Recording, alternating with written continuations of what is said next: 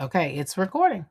All right, so welcome back, ladies, into the Wives and Waiting Academy. If you joined us on Clubhouse, you've already named some of the pressures you feel about being single. You may have thought about those while we were talking. So now we want to slow down so that we can do the work. I'm not just for, let's just think positively. We got there's work that needs to be done. So let's look at the story you've been telling yourself about singleness. And let's identify which parts are true and which parts are lies that you've either inherited or you created. Because we create some of these lies over ourselves, the things that we say about ourselves. So what are some things that are true about your singleness and how you identify? And what are some lies that you've inherited or created? And remember, you guys, we have a way that we operate with one another. So you don't have to feel, I don't want to say anything. They might look at me funny. We're in here together. We're in here together. This is a safe place. There's no judgment here. No one is ahead or behind in God's eyes. We're just healing narratives that no longer serve you. So let's take a Dr. deep breath. Mel, I want to offer Yes. up something just for consideration. I Yes, mean, I darling. think for these sessions, they can be pretty personal and pretty private. And I'm Mm-hmm. not sure that everyone wants somebody to be able to come back and listen to them later. Okay. And they may say, "Oh yeah, I'm okay," but it might hinder open discussion sometimes. So So just wanted don't to offer record. that. I'm just saying, whatever however you feel led, but I do know that sometimes people are not as comfortable opening up, but they're Mhm. definitely not comfortable opening up when they're being recorded. Okay. I'm with that. So this is what I want y'all to get what you want. So if you don't want to record, and I hear that, Carla, because that's a good point. And I see you got your Steelers thing on and the game is on. Um if we don't want to record, let's not record. So the people who are here are the ones that need to be here. And if other people wanted that coaching, then they should have been here in this room. We have over 20 something people in the group. So I agree. I agree. Want to stop recording, y'all?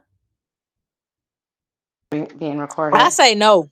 This just Keisha. Keisha. I say no only because I like to go back and listen to the recordings and listen.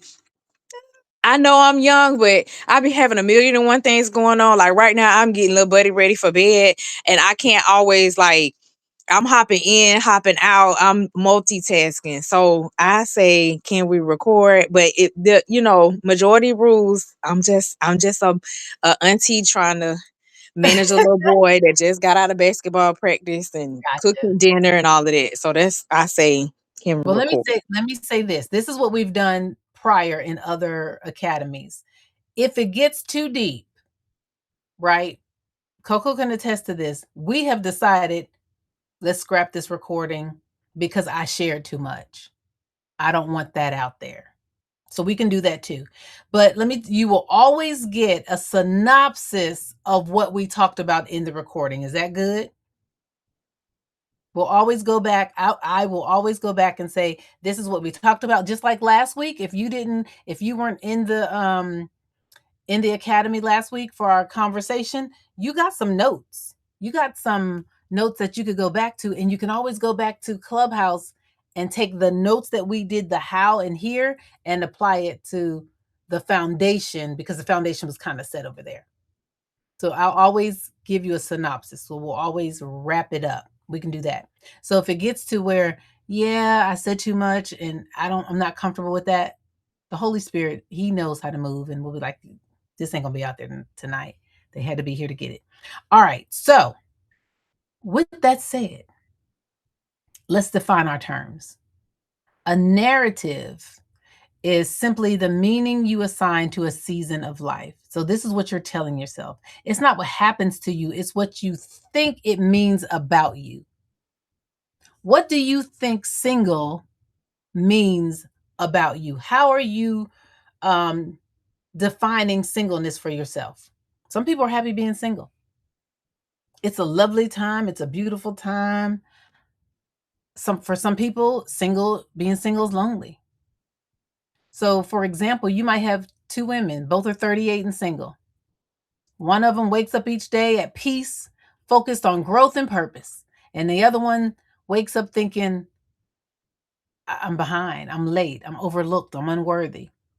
Same reality. Two women, both single, both 38. Same reality, but a different story.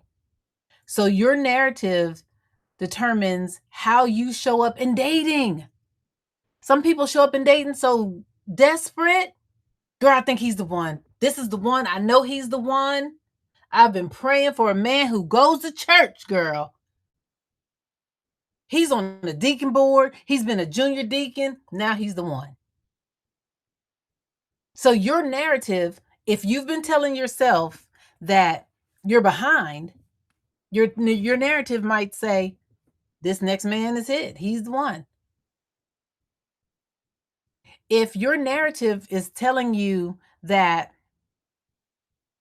you've waited too long, oh no, you're too picky.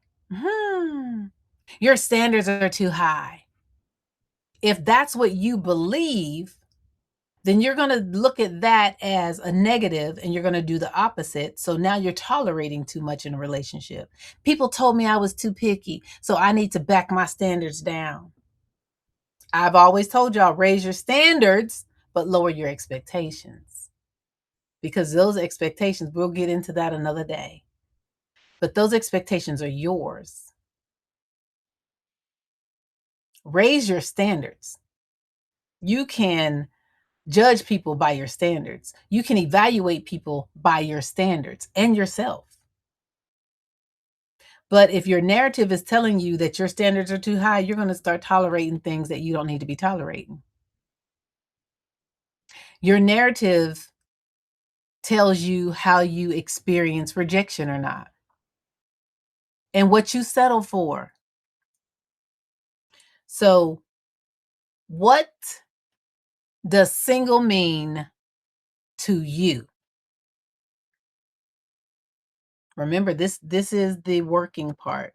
I'm not doing the work. Y'all are. So talk it out. What does single mean to you? Go ahead, Z. Oh, single means for me that I can do what I want to, when I want to, how I want to, and I don't got to ask somebody about it. It is a liberty that does not include, sorry, I'm working out too, but it So does not include consideration of anyone else but myself. It is meant to be enjoyed. Um, However, if you are like me, desiring to be married, I was actually thinking about this the other day about the shift from single-mindedness to marriage-mindedness, which actually needs to begin prior to becoming married. Because once you become married, your mind don't just change. There's a lot of adjusting has to come. But I'll land there because I don't want to get off topic. okay. I'm looking in the chat too. You can repeat. Oh, can you repeat that definition? Biological clock ticking. That's what. So, Javetta, is that what single means to you? The biological clock ticking, or is that part of your narrative? I wrote that. Oh, Yeah, I wrote that because I okay. think when well, I would say before I got all healed and smart and stuff, um, um, those were some of the things that I thought about, especially when I was over 30, childless, unmarried. I'm like, oh my gosh, I'm getting closer and closer to 40.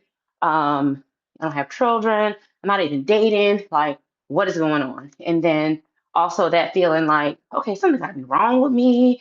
You start feeling insecure, maybe doubting yourself. But that was one of the things that I thought about especially once I turned 30. I'm like, oh my gosh, I told myself that my biological clock was ticking, but here I am, 44, and I still want another baby, y'all. So if the Lord blesses me with my husband, and I believe He will, I'm still able I will definitely have another baby. But anyway, I'll land. Okay. Anyone else? And I'm putting some questions in the chat that's for your journals. Anyone else want to add? So I'm going to say that singleness means for me, it means freedom. And it also means more time with God. Those are the positives. The negatives are, and I kind of alluded that on my post today. Will any man want me at the size that I am right now?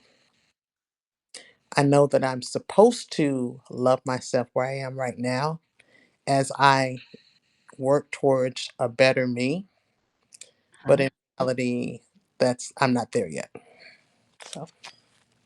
So you question if a man will love you at your size. Yes. Okay. Where did the questioning come from? Honestly, that questioning came from from chi- wow. It came from childhood. Thank you for asking that question. I did not see my self-worth and other than my body shape. Mm-hmm. Yeah. So I guess it's still there. Got it. That's Um, okay.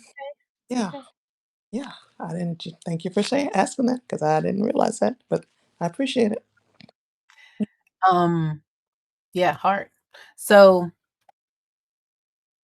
I'm not trying to talk you out of changing your body shape, but I do want to say this. There are men who will like you like you are. Period. There are men who will love you like you are.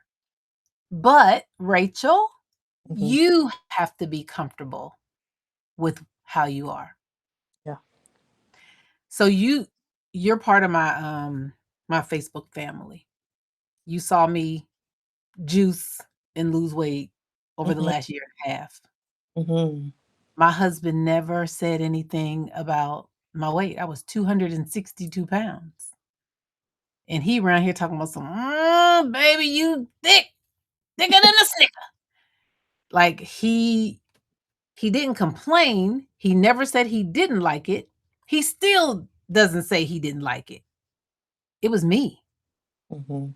I didn't like it. So I went on the journey to lose weight, to feel better. And I have an aversion to food. Y'all don't know that. I have an aversion to food. I don't like eating meat. I don't like chewing too long. If it takes too long to eat it, I don't want it. So I really was on a journey to figure out how can I um how can I get my nutrition in and not have to eat all this food. My husband cooks. He cooks. So I started juicing because with me not eating, I was gaining weight. With me eating just a little bit, I was gaining weight. My metabolism was getting slow. So now I wake up every day, I drink juice, and I know that the juice has helped me even eat more. Like today, I had a huge bowl of mixed vegetables with cauliflower, broccoli, carrots, like a big and some rice. And I put some cheese on top. No meat still. So now I have to figure out how to get my protein in. So I eat more beans, nuts, and I drink protein. And when I started doing that, I started losing weight. That was just me figuring out how to eat. So now I'm about to get back in the gym. Now that my shoulders are healing, I can get back in the gym. So you have to do it for you, Rachel. If you're not comfortable with it, don't let it be, will a man be attracted to this? Will a man be attracted to me at this weight? No. Do you feel attractive at that weight? Because it's going to show up in a relationship. And this man, he can tell you whatever. He can reassure you with 1,000 tongues that you are beautiful. You are exactly what I want. I love women with thick thighs. He can tell you that all day long. But if you don't believe it, if that's not your identity for yourself and you're not comfortable, it's not going to matter. But there are men who like women who are thicker than a Snicker. But we got to change the mindset for yourself. All right. Someone else, you're about to come off the mic? Okay. So I have 3 questions in the chat. I had to put them in there several times. This chat is wonky, y'all. So the first question is, when I think about being single, I feel. I'm real big on what it looks like, sounds like, and feels like. So we're going to dig into the feelings. What do you feel when you think about being single? Lonely, upset, behind, disappointed in myself for lack of focusing on my dreams and desires of being married, a mother. So that's what's in the chat. That's a me. Okay. I Sorry. don't think size matter because I have a Coca-Cola shape and I still have some complexities about my shape. Thank you, Keisha. Mhm. Anyone else? This is for your journal, y'all. So if you don't want to answer here, put it in your journal. These are the working questions. When I think about being single, I feel. What do you feel? The second question is, being single means about me that I am.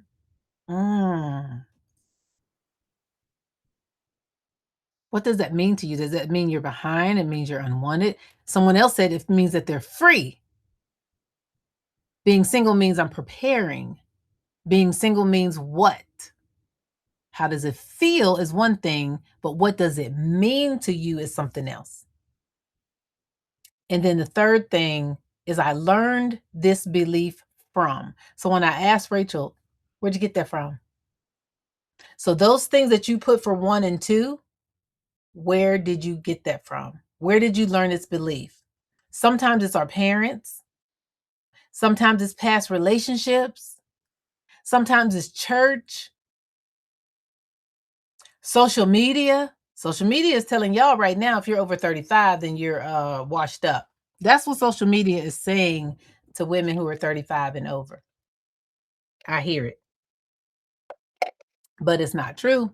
Y'all do know that our one of our most seasoned people, Cynthia is her name, y'all. I couldn't think of her name when we were talking last time. Cynthia is 69 years old. And this is her first time being married. And we got an invitation to the wedding. So we will be attending Cynthia's wedding in March. As long as he doesn't have to be out for his job. But that's Who the is plan. Cynthia? Who is Cynthia? Mhm. Cynthia is one of our wives in waiting. She's been, I think, 3 years now. Mhm. But she is now engaged and getting married this March. Yep. She was in our wives in waiting. So those 3 questions, take your time on those. Write as much that comes to mind. Okay. Some of the stories that you write down, they're going to feel familiar. That's okay. If you've been vetting from your values, those stories might connect with this as well. You might be putting some pieces together. Any questions? All right, so let's talk about real quick, fact versus stories.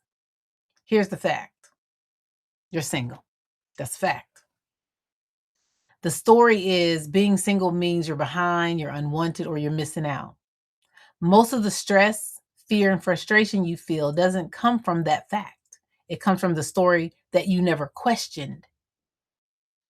You never put it to paper. You never thought about, why do I feel this way? So after tonight, I want you to have authority over your own narrative. I want you to have authority over your own narrative. Now that you know the story, we're going to rewrite it. Now you know where it comes from, we're going to rewrite it. There may be several stories that led up to this, the thinking that you're behind or the feeling that you're behind. Just pick one. We only can do one thing at a time.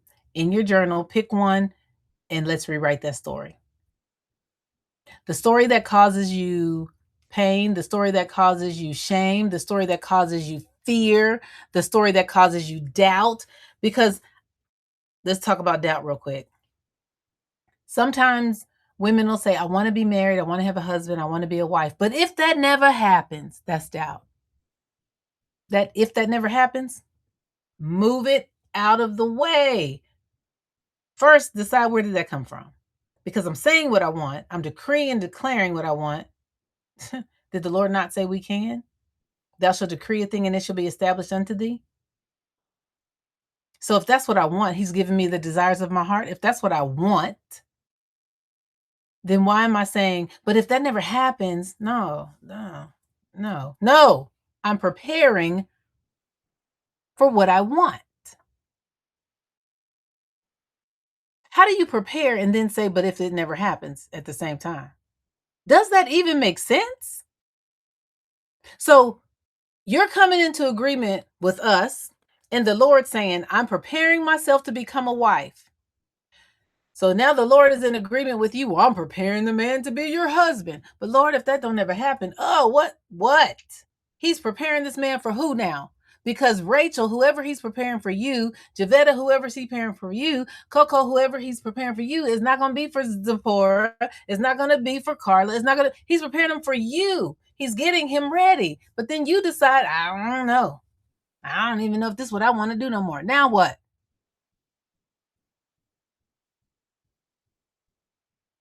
It's not going to go to waste. He'll just prepare him for somebody else. So we're telling the Lord, this is what we want. And he gets it into motion. And then we decide I don't know if that's what I really want. Make up your mind. Make up your mind. Remove the doubt. And get rid of the narrative. I'm still single because there's something wrong with me. I'm still single because my standards are too high. I'm still single because don't nobody want me at this size. I'm still single because I got 3 kids. I'm still single because no. For everything that y'all think you can bring up, I have a success story to counteract that. I bet you I do. I know a lady who had 6 small children when she met a man who had no children, and they still didn't have children together, and they've been married almost 20 something years now. But when she met him, she had 6 children and he had none. So I got 3 kids, don't nobody want. The devil is a lie. There is a man who says, I've never had any children. And at this age, he might be 45, 50. I don't want any babies. I'd rather be with a woman who has children.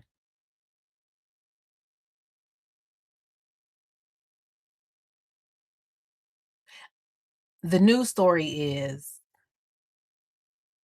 I am single because I haven't been aligned, but I'm not going to be rushed. You haven't been aligned. That's all. You didn't know about vetting from your values. You didn't know about asking the questions the way that you could get your answers. All right, we have 3 new narratives I want you to start with. I don't have to answer to anyone, but I know that's not a good mindset. No, it's okay. Keisha. Right now you don't have to answer it to anyone, but if you practice answering to God, that gets you ready. That means you have to start listening to God and really tapping in and doing what he says. And sometimes it's not going to make sense. You got to learn how to submit to God before you can submit to a man. So if that's where it is, I don't know. I don't know what your walk looks like, but start there with submission to God. Get your submission muscle worked up. Because God will tell us to do some things and we don't have all the answers. We're like, what? You want me to do what, God? I trust you. You won't be able to trust a man until you trust God.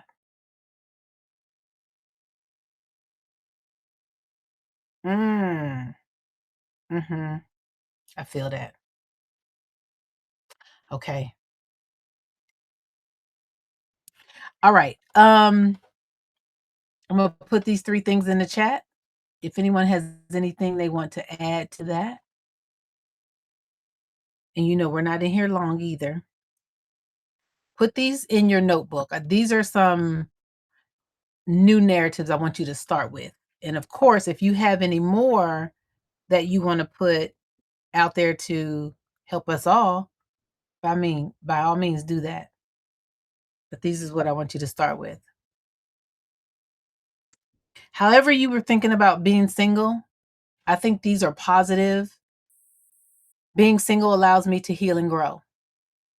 That's what you're doing in your single state. Being single allows me, I put it in there 3 times, I'm sorry. My singleness prepares me.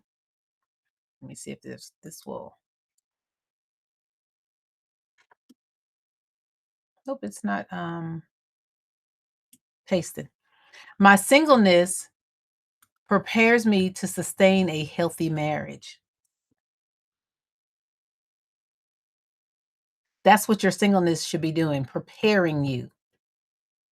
The classes that you're taking, the things you're reading, the positions you're learning should prepare you to sustain a healthy marriage. We're learning conflict resolution, we're learning communication. Those things will help you sustain a healthy marriage. I say it all the time. I not only help you get married, I help you stay married.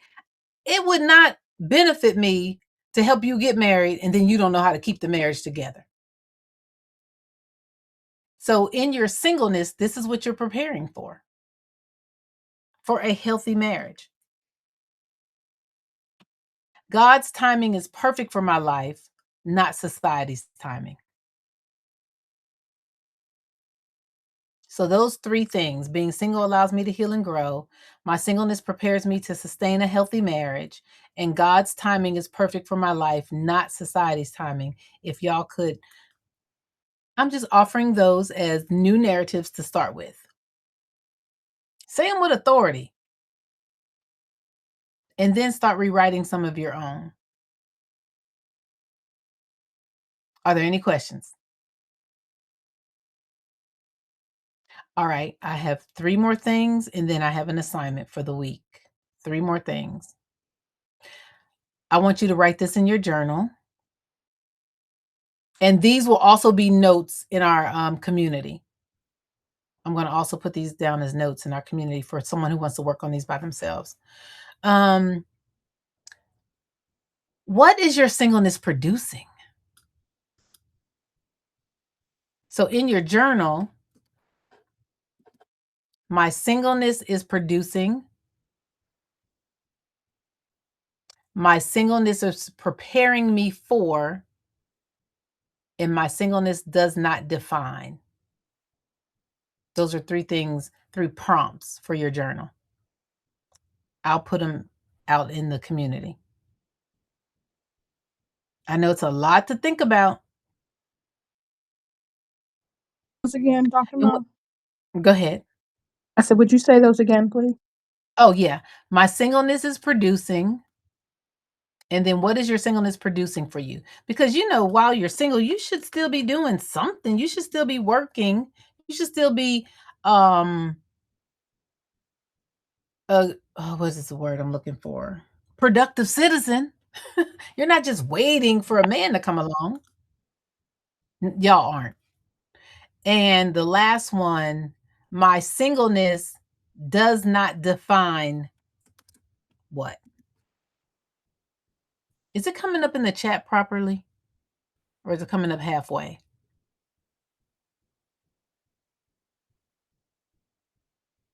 It says my halfway. singleness is, and then it says my singleness does not define, but that's all I see. I don't, It's my hard. singleness does not define came up well, but the other Okay. two did not. Okay, there's the second one. And then the first one is my singleness is producing. You said producing or providing? Producing. What is Okay. your singleness producing? What do you mean when you say producing? Okay. So in my singleness, Mhm. let me think back. In my singleness,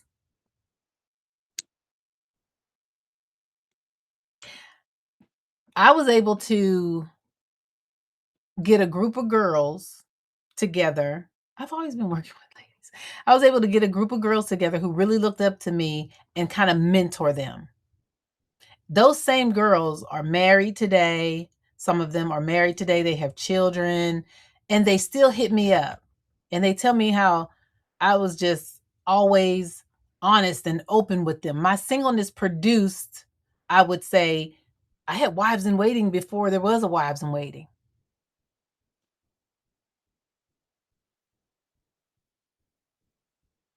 How are you being productive in your singleness?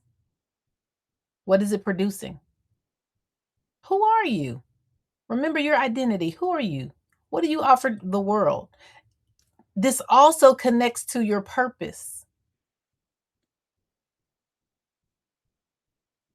Dr. Mel, I'm going to be a bit transparent. So I hear this and Mhm. I think it's spot on. But honestly, if I think back in the context of um, how we approach this work here is not work that you hear about, right? So we hear about how do you get yourself ready to be a wife? What do you need to change about yourself? You need to go to school, get your education, but you're looking for your husband. It's there's so much focus on the getting married part from uh community, family. From the time you're a little girl, you got to find the prince, and he's going to kiss you, wake you up, and you're living happily ever after. So there's so much embedded in us that by the time we are adults and we don't hit that threshold of what the world, what the community, what the church, what the family says Yeah. ought to happen, you can't help but sometimes wonder, well, what did I do wrong? Or where am I? Even though sometimes you never really aligned with what they were saying because that wasn't what you wanted for yourself at that point in time. Some people don't want to get married at 20. They're Right. perfectly happy getting married at 35 because they wanted to spend time living life and working out this singleness and really learning themselves. But it almost seems like an oxymoron because this part that we're talking about now is not the part that appears to have value to it. Yeah. Yeah. And all of that is part of your narrative. All of that. Go back and listen to everything you said. All of that is part of your narrative. And you're going to have a resolve for yourself and be okay with whatever it is you want. Because even now, you might say, I don't want to be married within the next 5 years, but I want to prepare.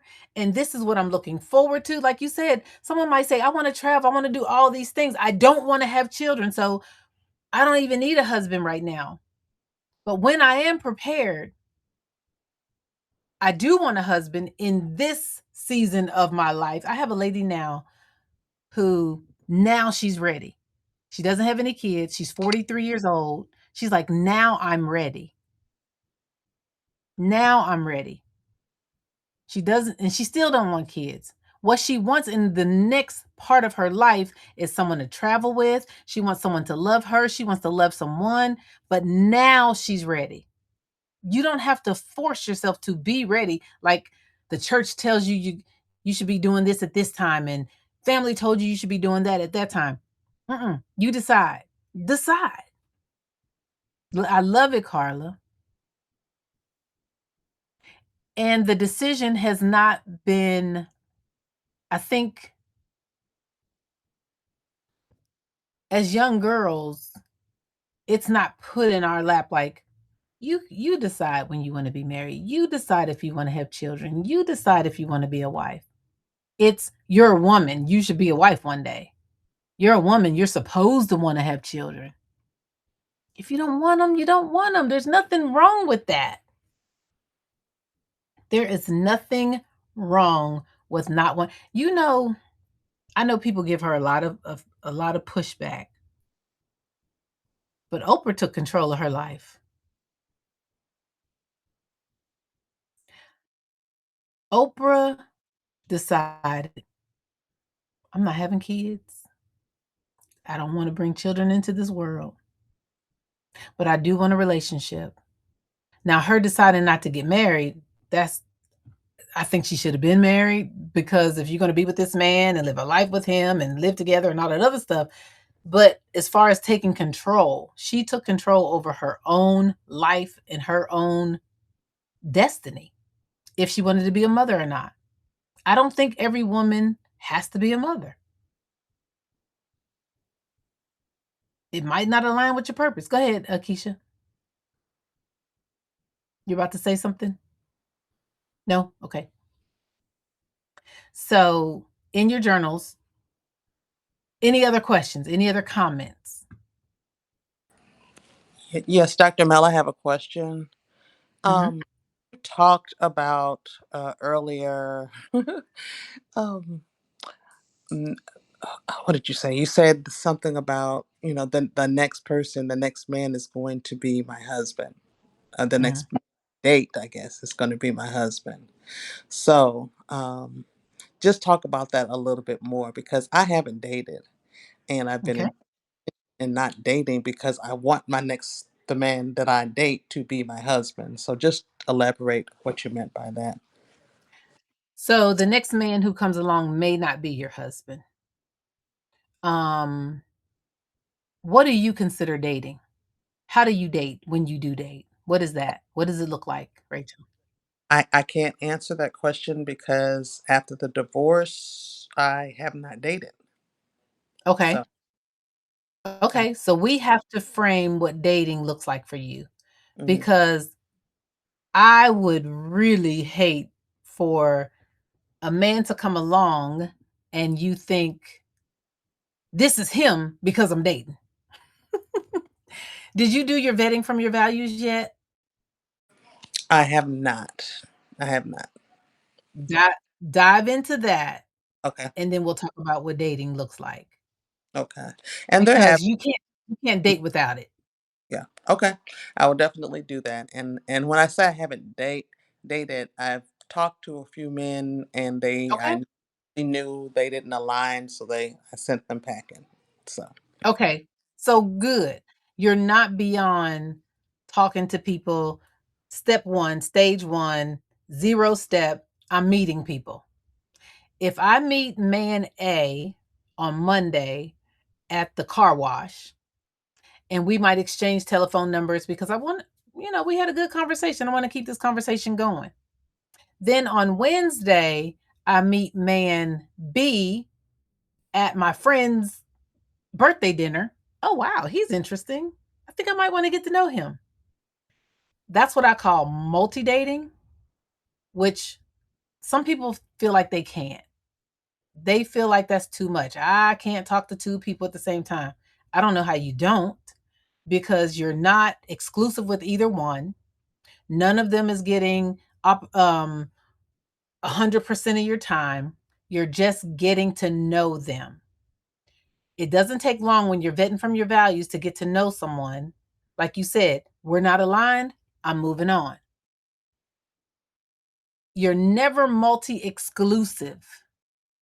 Once you decide to be exclusive with someone, everyone else is gone at that point.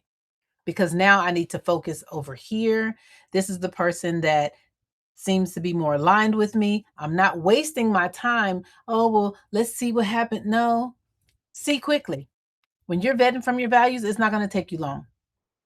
You will be able to ask certain questions that you know are your deal breakers, and you're moving on. You're not going to go too far, stay too long, can't find your way back because, oh, you're excusing some things that you heard. No, you have definite criteria by which you are, I'm going to say, judging.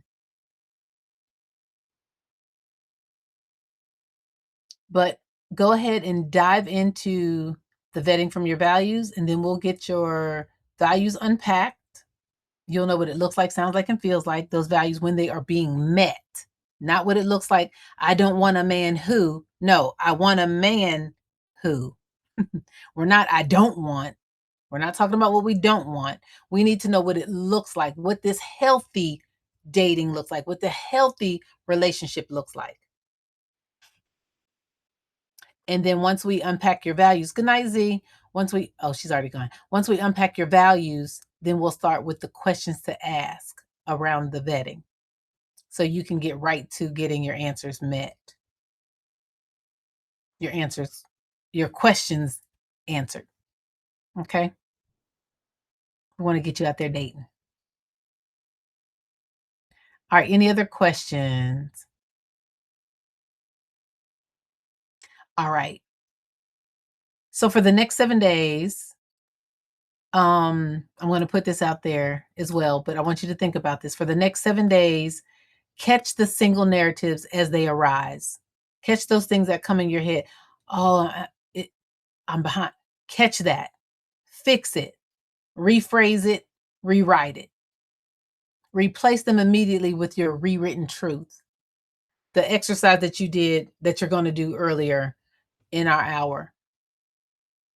Look at your journal. Journal whenever you notice it, whenever you notice fear, whenever you start comparing, whenever anxiety comes up, rewrite it, put it in your journal. Notice it. So I'm talking about mindfulness. We talked about this in our emotional intelligence course. Mindfulness. Pay attention to what you are thinking. Pay attention to what you're saying. Pay attention to what you're watching and listening to. So consistency is the key.